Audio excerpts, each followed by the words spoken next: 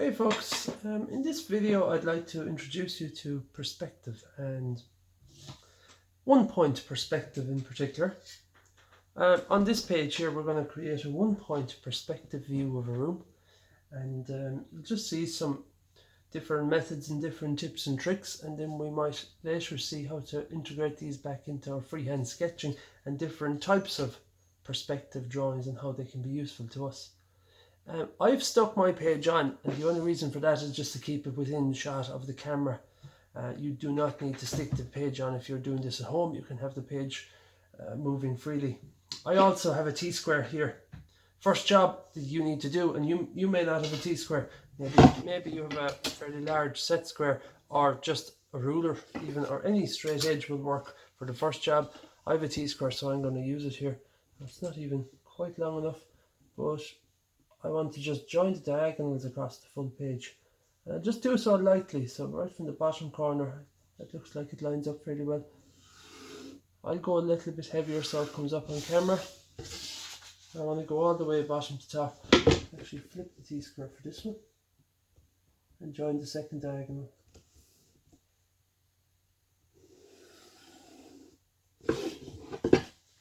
Now I can put the T-square away now. I can finish this off just with the set square or a ruler or any straight edge you can get your hands on. Now the more accurate you are from here on in, the better your drawing will end up being. So I suppose to some extent we can do a bit of guessing. If you have two set squares, if you happen to have two of them, it's great. We can make horizontal and vertical lines very quickly. But if you don't, and if you're just using the one single ruler, it is possible. Just try to take care, try to get it as accurate as you possibly can. Our perspective is going to be of bedroom. We're going to drop in a bed, a desk, and maybe a window, wardrobe. We'll put floorboards, we'll put a light, and we'll just see some kind of different tips and different little methods that we can include. What I want you to do during the video, you're going to be working along with me. I want you to pause the video at various times, and you'll see once I get past a certain section, maybe you'll watch about 20 to 30 seconds of me drawing something. You'll pause and catch up. That way, a video that might take 15 to 20 minutes could take you an hour, between all the pausing and all the times you might have to take a small break from what I'm doing and do your own. First thing we do here is we're going to start off with drawing a rectangle on the four diagonals.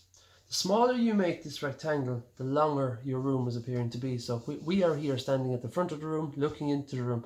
As I said, the smaller you make it now, if you make it really small there, it's going to look like a big long hallway down, huge long room. So what I'm doing here, I'm going to just use sliding set squares because I can set up really quickly, like that's a horizontal line.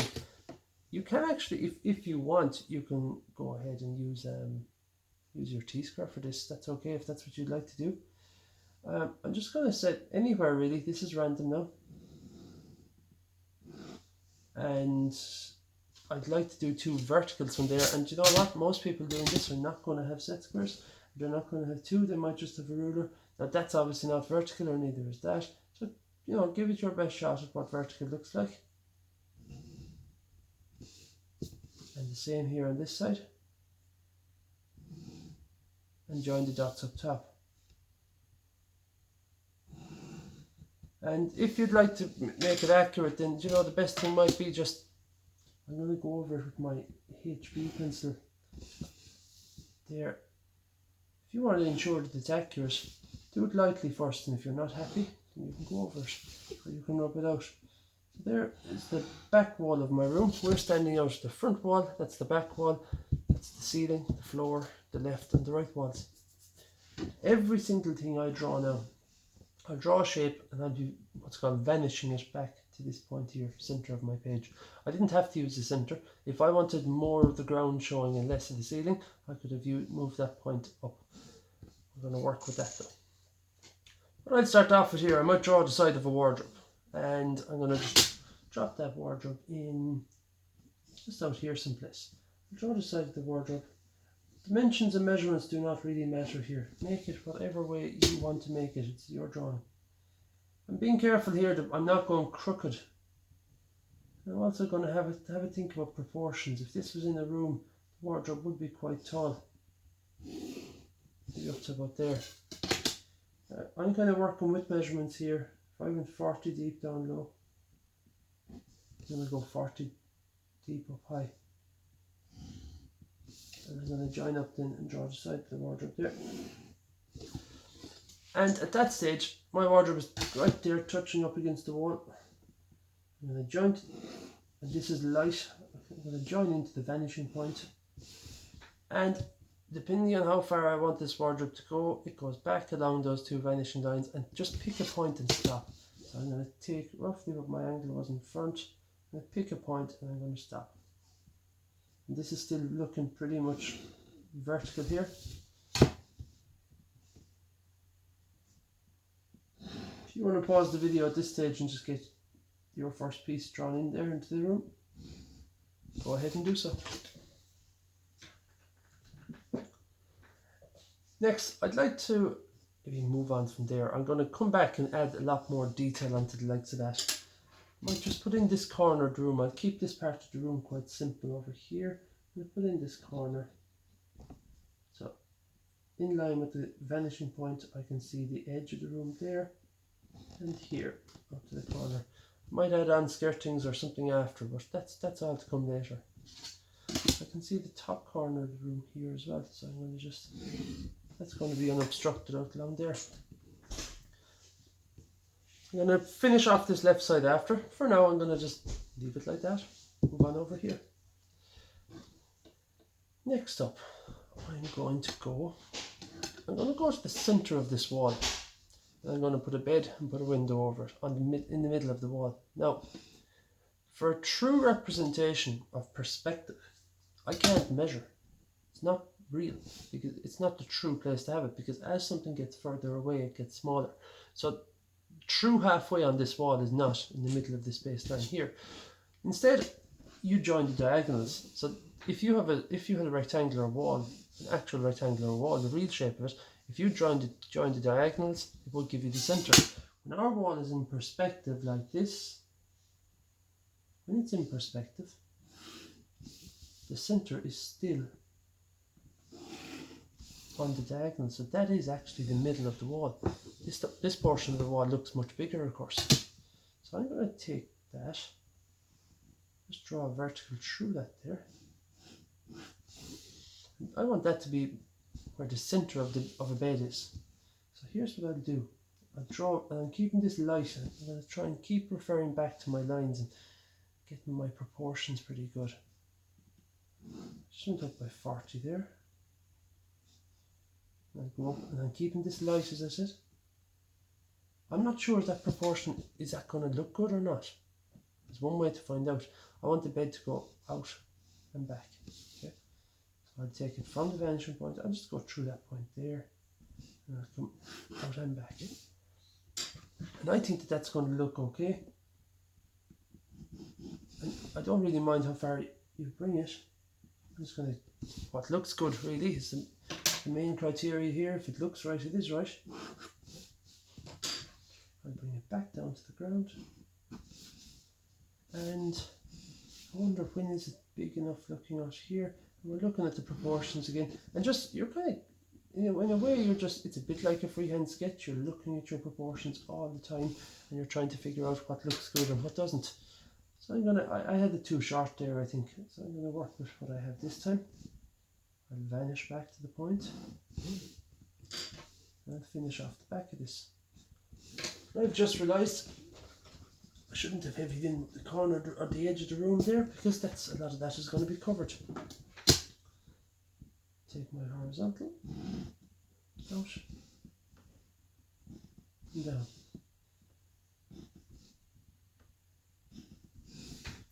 That looks fairly good. Looks like I have a huge wardrobe, alright, but that looks pretty good to me. I'd like to drop a window in directly over it, and I have the centre, so I'm going to pick a bottom point along here. I'll go down a little bit lower again, maybe. That's too big now, and I'll go up. I'm lining up it here, and I'm drawing the bottom of this window. The two edges of it are going to be vertical, so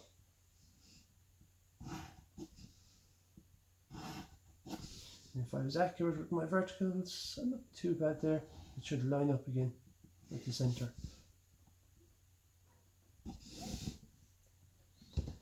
Within that, I'm going to step it in.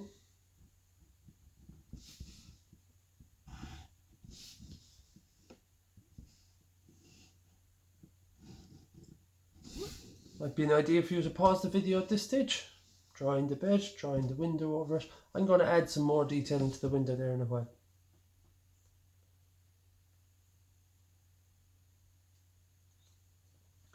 Next up, just drop a door.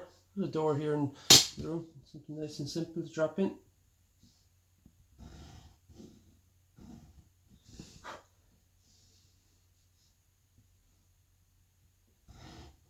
Now, the difference this time is that anything that falls on that particular wall, like the end wall there, is just going to have a horizontal top on it. Because if it's on that wall, we won't be adding any slopes to it. It's the end of the room. Everything that goes towards that point will slope. Anything that's on this wall will not. You might look at that and say, God, the wardrobe looks huge in comparison to the door. But if I take the height at the back of the wardrobe there, if I bring that in until it hits the wall, well, the height of the back of the wardrobe is much the same height as the top of the door, which is fairly realistic, I suppose. Next up, I'm going to put a study desk here. Let's stay just a little bit out from the front here.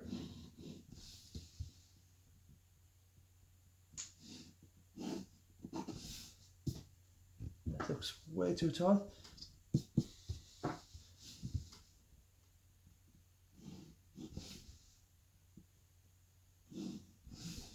And I'd be looking at this now forward, just like the wardrobe. I'd be looking at similar proportions maybe, or just the wardrobe being deeper than the desk would be. And now, once I have the front surface of it drawn here, if I'm happy with the size, which I am, I'll just heavy it in.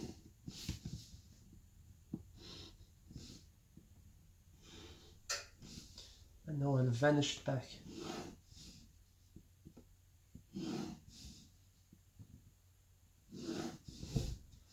Why do I make the desk? Well, I just go up to, maybe I'll work along the floor, it's probably easier. I'm going to put like drawers in it there and space for a seat here. And you might even see the merit in this if you were into a little bit of design or something. It's a nice way to show something. It's somewhat realistic. Looks good once it's done. I'm going to put a top on this table as well.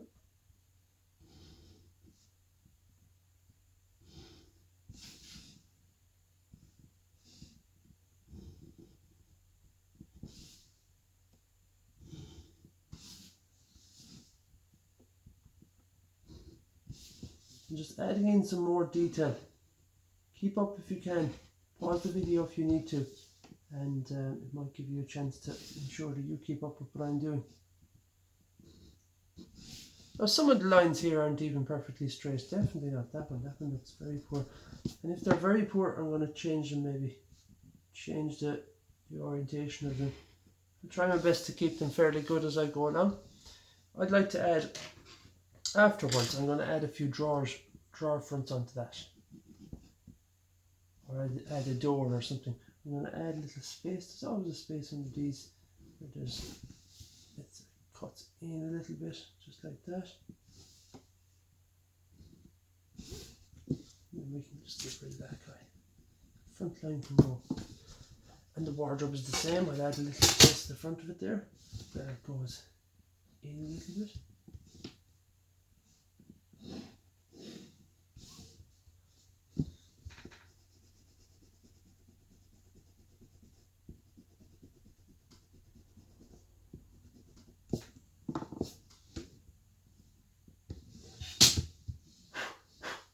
And then we'll have a baseline for the doors and all that begin.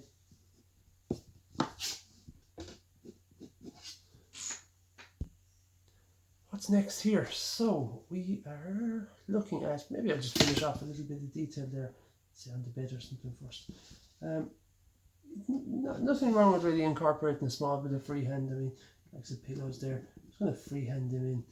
I'm not going to go getting over technical with them anyway, that's for sure. So I'll just freehand in 2 pillows. You can do something similar. If you have a better idea of how you'd like to draw them, then go for it.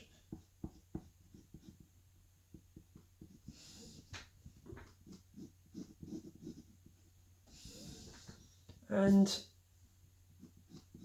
a little bit of extra detail onto the window next, I think would be good to show. Not that we have plenty of choices here, but I might just drop in a vertical there and a horizontal split across here. Something like that. Very simple. I haven't even made that 3D really. I'd like to put in a windows, a little board in the window.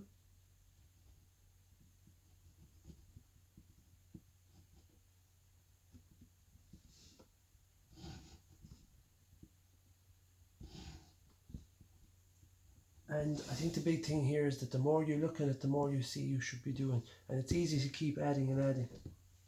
I'll drop in the top corner of the roof here. I'll drop in the bottom corner here just behind the desk now. That's all hidden by the bed, by the desk. It's just from here out really. I'd like to put a light. I'll sketch in a light, but I want it in the centre of the ceiling. So again, I'm going to join the diagonals and I'll keep it light now again. I'll keep it very, very light lines for the likes of that.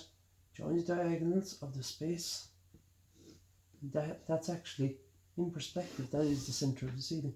So I'll just drop down there and I will draw a light or a lampshade or something like that.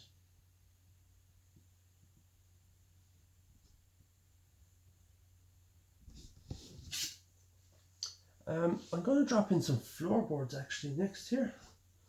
Maybe there's a timber floor down there. Now I know that a sheet of paper it's 297, isn't it? It's approximately 300 millimeters, approximately. What I'll do is I'll go 15 millimeters every time. So this is one of the few times I'm actually going to use measurements. 15 millimeters, actually I'll go 20, to make it a bit bigger again. 20, 40, and I can measure this out here at the bottom of my page if you have any means of measuring.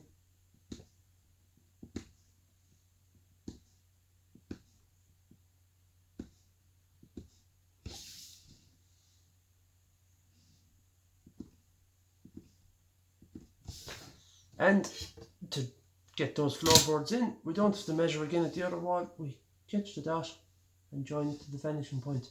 But don't forget, you can only see it in certain places.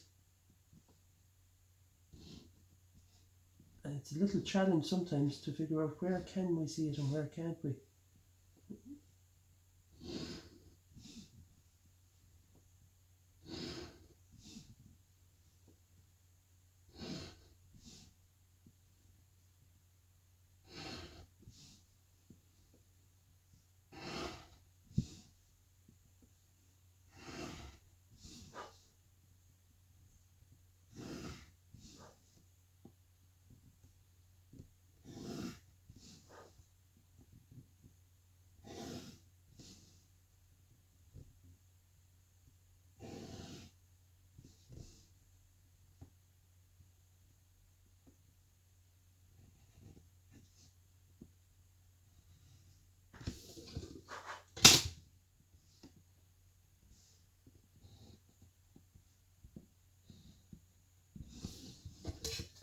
I'm getting close to the finish line here now, close to where I want to be with this.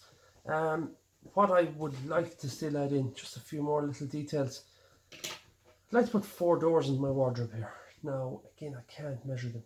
Right? So measurements will work across the front face, or they'll work straight across the back face, but they won't work on any of these lines that are in perspective, that are aiming towards the vanishing point. I'd like to get 4 doors in this, and I want all 4 doors equal. So what I'll do is, first off, I'll cross my diagonals, and that's going to be, I take a vertical through the centre of the X. That's the halfway. We've split our wardrobe in half, and now I'll take diagonals through each half. And there are more methods than just that one, but this one works quite well. I'll go to the centre of those diagonals, And I'll go again and I'll do the same thing on the back portion here.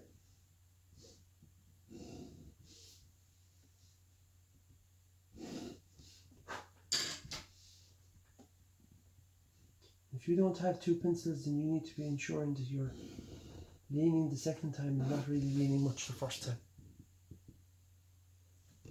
Do the same here. What I'd like this time actually is I'd like 3 drawers. And if I want, I can measure up along a vertical, alright? So if I have a ruler there and just measure up along, that looks like 30 millimeters for me, about that. So I'm going to mark it at 10 and at 20. If yours is a completely different measurement, then just divide it up and aim back towards the vanishing point from each mark. And we can do that on vertical lines, we cannot do that on horizontals. So that's about all I want to add in there on my drawing. I think that there's enough complexity in what I've just put in there. If you do it well, you do a neat job in it, it's going to look great. I'll show you in an upcoming lesson. I'll be talking about maybe bringing in some of the theory or some of the principles that you've seen right here into freehand sketching and how it can help to enhance a freehand sketch and make it look a little bit more lifelike, a bit more realistic. That's all for this tutorial. Hope you've enjoyed creating it and you've created some nice pieces. If there's anything that you'd like to add in there, then go ahead and do so. And I'll talk to you in the next tutorial.